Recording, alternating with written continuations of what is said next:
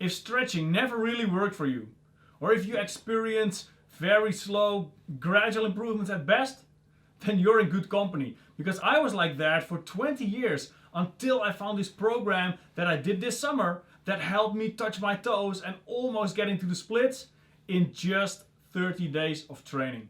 So I'm AJ from theDigidojo.com, Chief Instructor for Waterkai Holland and Kenshinkai Kobudo Europe, and I am here to tell you exactly how you can get more flexible fast.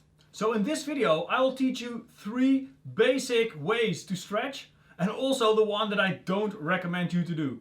Now I'll save that one to the end of the video, so let's start with number 1 first. So number 1, static stretching.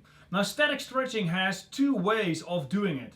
So the first one is called static passive. The second one, obviously opposite, static active. So first let me explain to you about static passive. Well, in fact, I don't have to explain so much because you already know this. Everybody who does some kind of training, even when you had PE at school, you had to take some kind of stance and hold it for 10, 20, 30 seconds, maybe up to 1 minute if you're really keen on getting those results. So that is static passive. But why is it called static passive? It's called passive because you basically don't have to do much. Simply take the position and just hang around. Because either gravity or someone else pulling or pushing you or some apparatus will do the work for you. Now obviously it's not really nice to sit at the end of the range because it will be very uncomfortable, but that is what we call static passive because it doesn't really require any effort from you apart from taking that stance. So the opposite, that's static active. And active means that you have to use your muscles in a very active manner to take that position.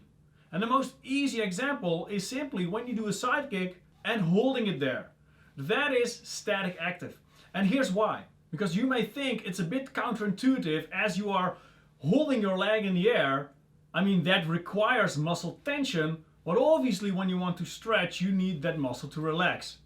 But here's the thing, the muscle that you use to keep the leg in position is actually the opposite muscle, which is called the antagonist, of the one that you're trying to stretch or trying to elongate. So when you do active stretching and you're holding that leg out, in fact, tensing the antagonist will help you to relax the muscle that you're actually trying to target. So these are the 2 ways of static stretching. Static passive, taking that stance, letting something else do the work for you, or on the other hand, static active, where you have to do the hard work. So with that being said, let's move on to the second one, dynamic stretching.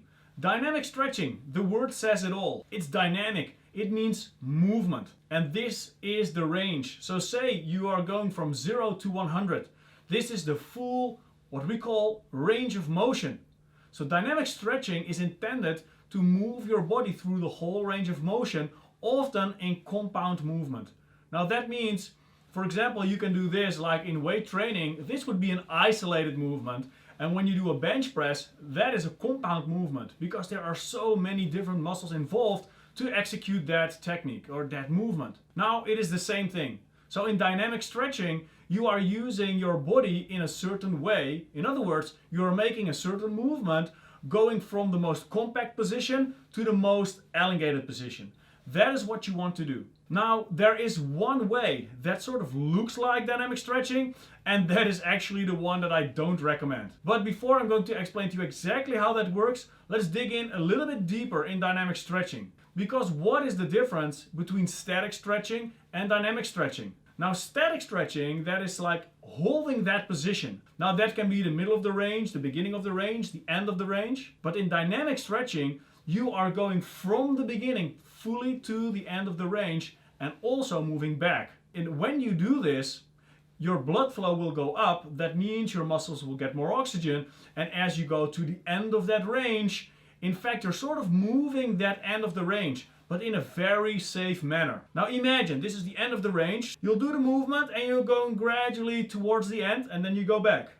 And you go to the end and you go back. But as you do that, it's almost like gently pushing the end, going a little bit further and a little bit further, and you'll see that when you dynamically stretch, with each repetition, you will gain a little bit more range. And you could say you're getting a little bit more flexible with every repetition that you do. Now this is very safe because you're simply moving to the end of the range, letting your body get accustomed to hanging out there, or actually getting to that spot because you're moving away. But now there is that dangerous one that I don't recommend. And I don't recommend, it's called ballistic stretching, for two reasons. Number one, you are taking a high risk, and number two, I simply can't recommend it because I haven't done much homework. But here's what I do know. In dynamic stretching, you're moving gently to the end of that range. There is no jerky movement, it's very controlled. But in ballistic stretching, you're basically hanging out there at the end of the range and then deliberately with explosive movement, trying to push that end of the range. So you can see the difference if you just watch my hand movement, if you can see the difference in, the relaxed approach, the safe approach of dynamic stretching, as opposed to staying there and really with power, with exertional force, trying to get across, breaking that border of the end of your range of motion. So I always say I never take any unnecessary risk, and to me ballistic stretching is that unnecessary risk. Now at the same time I can't recommend it because I haven't done enough much homework about it, I haven't tested it enough, but obviously because what I read is all pointing in the direction like don't do it, it's dangerous, or you really have to know what you are doing. So if you are doing this right now, I'm not saying stop, but I am saying do your homework and don't look for bounce stretching or something like that. In fact, I didn't know this term before I started digging really deep into stretching. I simply thought it was called bounce stretching. Now with that being said, there are so many more things to say about static stretching, dynamic stretching, and obviously also about ballistic stretching. But I will teach you more about static stretching and dynamic stretching. And I have designed not only this video, but in fact a series where I will dig deeper into all these types of stretching and teach you techniques to make it more worthwhile. So now I want you to get ready. Ready for the next video where we will only cover static stretching.